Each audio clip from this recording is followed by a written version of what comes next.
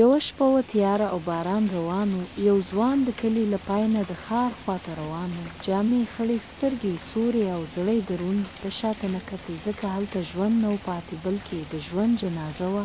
دا ځوان بشیر نومېده. د کور وسوځېد، مور او پلار یې وژل شوي. چا وژلي وو؟ هېڅ نه پوهېده، خو دی پوهېده دا یو عادي پیښه نه وه. په ښار کې بشیر کار ته لاړ، په یو کتابتون کې. هلته یې یو نجلۍ ولیدله، سپینه جامه یې اغوستې وه، خاموشه وه، او د هغې سترګو کې داسې درد و چې بشیر ته د خپل زخم یاد ورکاوه. د هغې نوم و سحره. دواړه ورو ورو نږدې شول، خو سحره همیشه خاموشه وه. یوه ورځ یې بشیر ته وویل: بشیر، ته چمتو یې چې حقیقت واورې؟ که نه نو له ما لرې شه. او بشیر وویل: زه د حقیقت نه نه وېرېږم، زه خو د دروغو په لمبو کې سوځېدلی یم. سحره وویل: زما پلار هم وژل شوی، زما خور ورکړه. خو زه پوهېږم د دې ټولو شاته یو نوم دی، سپینه دروازه. بشیر حیران شو. سپینه دروازه؟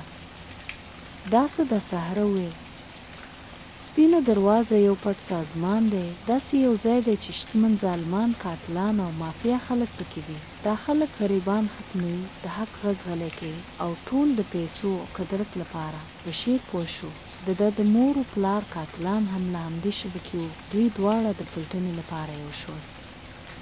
هره ورځ، هره هفته یو نوی دروازه، یو نوی راز، خو هر قدم د مرګ سره لوبه وه.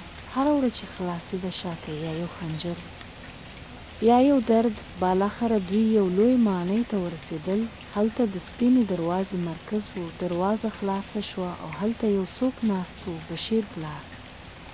او پلار یې ژوندی و، خو اوس د همدغه سازمان مشر و. پلار یې وویل: زویه، ما ته ویل شوي و چې ته مړ یې، خو اوس چې ته ژوندی نو پوه شه.